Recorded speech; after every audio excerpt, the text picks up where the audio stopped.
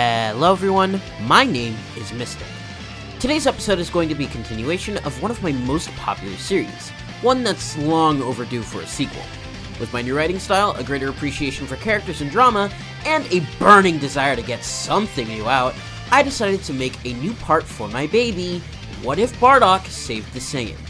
So, like this video if you want to see more videos like this one, and use the new hype feature on mobile if you can, and without further ado, let's get right into the video.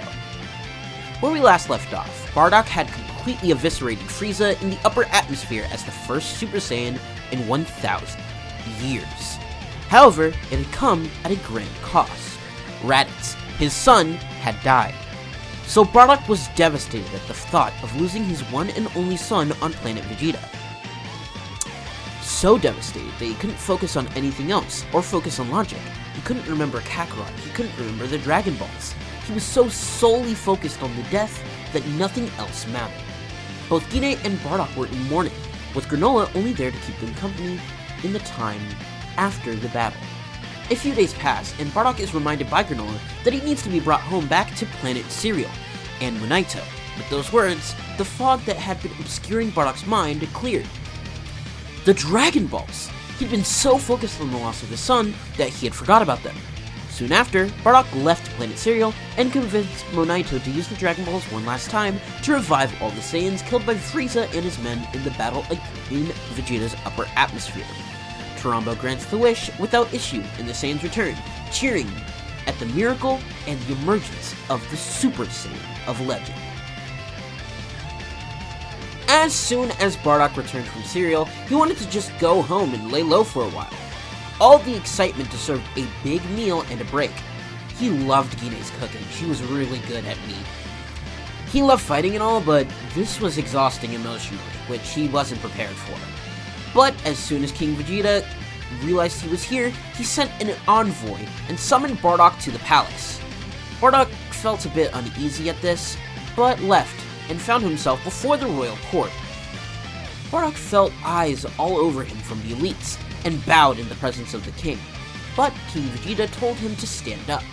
The people wouldn't stand for the legendary Super Saiyan bowing before such a lowly king as myself. Come, we have much to discuss. As they retreated, Bardock couldn't help but notice all the whisperings between the elites about his unease greatly. Bardock walked with the king to a more private chamber, where Vegeta sat at a table with Tarble, discussing the future of the Saiyans. Vegeta wanted to take over the Frieza Force, and conquer the galaxy for the Saiyans, creating an empire much like Frieza's. But Tarble argued that they shouldn't be like Frieza at all, and that they should join with the Galactic Patrol and protect the universe. Bardock was shocked at the child's maturity, especially since he was much younger than anyone involved in this conflict. He looks towards the king, who seemingly doesn't react to his son's debate at all, and simply guides him into a seat. King Vegeta cuts to the chase. Bardock, as the legendary Super Saiyan, is much more than just an incredibly intuitive and intelligent fighter. He is now a figurehead, someone the people look to as a leader, even above himself. So, I want to extend an Ajasa to you. Join our ranks, an elite warrior of the Royal Saiyan Army. You will be a glorious warrior and accommodated well, the highest of the entire Saiyan race. Besides my family, of course. Bardock cocked an eyebrow. So, what do you say? Will you join the Saiyans? Bardock sat up. My apologies, my king, but I don't want to be some figurehead. After all this fighting, I kind of want to rest with my family for a while. The king looked confused. Bardock stood up and caught the attention of the kids. I'm tired of conquering. I'm tired of uninteresting fights against innocent people. Saiyans don't need to kill and conquer to have fun in combat. We can be more. I want more for my family and children. Don't you? King Vegeta looked on and barely contained rage. I see. Thank you for your time, Super Saiyan of legend. My name is Bardock. Remember it well, King Vegeta III. As months passed after Frieza's death and the Saiyans rebuilt, the Galactic Patrol provided aid in reconstructing any of the damage done to planet Vegeta by Frieza's vast forces, as well as help in repelling any attacks from remnants of the Frieza Force. Tarble, despite his young age, was the face of this movement due to his connection and relationship with the Galactic King.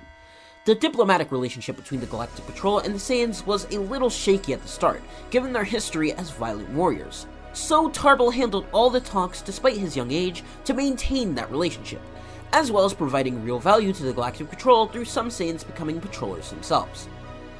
King Vegeta, on the other hand, was a lot more hands-off, and was dealing with the internal conflict over the revelation of who the Super Saiyan of Legend was.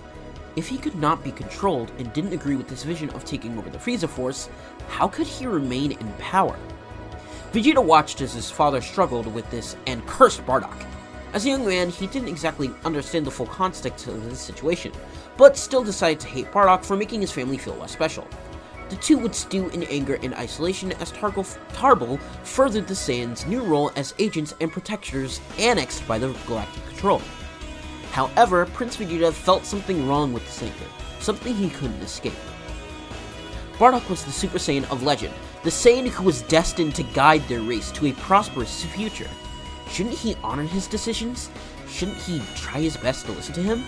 Additionally, training over the past few months and years with Raditz had enacted a small, infinitesimally imperceptible change in his heart. So small, normally no one would even be able to notice. He felt a begrudging respect for his comrade, respect for helping save the Saiyans, even if he was a low-class piece of trash, and even if it was only through telling him about the plot and getting the revolution going. Vegeta wasn't fully committed to his elite mindset due to his young age and all these factors mixing to create conflict. However, his father's strong will kept him complicit in his schemes. A full year passed, with Bardock spending time with Raditz and Guinea. However, they soon after received a call from Granola. Granola had received a transmission from Jacko and Tarble about a Saiyan infiltration ship entering Earth's atmosphere and never being located. A program had been created by the Galactic King and Tarble in an attempt to locate all Saiyan infiltration babies across the galaxy, as many planets within the Galactic Coalition were wary of Saiyan involvement with the Galactic Patrol due to the program's continued existence, and this was one that they had failed to find. Bardock and Guinea immediately understand what's up with this when mentioned, and both volunteered to personally seek out the child. However, Raditz interjected and stated that he would accompany Granola and find his brother. Granola was interested upon learning that this was Bardock's son, and agreed to travel with Raditz to find him on Earth. Bardock was a bit reluctant, as Raditz had just died. Despite his hardened warrior heart, cracks had begun to show after the loss of Raditz during the battle against Frieza, but Guinea assured Bardock that he was capable. So, Bardock relents, allowing Raditz to fight. Granola and Raditz traveled together in his ship to Earth. The two catch up since it had been a year since they'd seen each other. Granola explains that after their use of the Dragon Balls to revive Raditz, he had sought them out again to revive his people who were exterminated by the Saiyan and Frieza forces. However, Trumbo had said that it was not within his power to bring back the thousands of lives lost on that day. That the only way for the wish to be granted was with a sacrifice. If Granola were to ask for the revival of his people, he would need to sacrifice an entire other species. Granola and Monito couldn't bear it, and so Granola decided to revive only one Cerealia, his mother, Muzeli. They had been living together since and begun to rebuild, inviting species without homes onto their planet as refuge, free of charge. Raditz was fascinated and apologetic for the Saiyans' involvement in the death of the planet, but Granola stopped him. It was in the past now. Besides, words meant nothing if the Saiyans didn't work to atone their sins. Raditz was unsure of what Granola meant, but he said it plainly. Monito isn't the only Namekian left. I know it's true. You're gonna help me find another set of Dragon Balls. I can only trust you with this. Raditz agreed. The agents arrived on Earth, and used their basic Saiyan scouter to attempt to find strong powers across the planet. However, when they scanned, they found only a single notable power level even reaching the triple digits. This pitiful power level was their best shot though, so they went with it.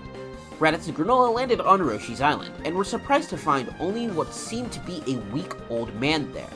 Raditz stepped forward and asked him if he knew about a young man named Kakarot. Roshi, of course, had no idea what he was talking about, but as Raditz explained the young man with the monkey tail, Roshi remembered Gohan mentioning something similar to that a year or so prior, although he hadn't heard from him since. He points the two boys in the direction of Mount Paozu and sends them on their way. However, before the two leave, Granola spots something. Is that a Dragon Ball? Granola was shocked and asked frantically where Roshi had found it. But he was simply confused, not knowing about the significance of the coral rock.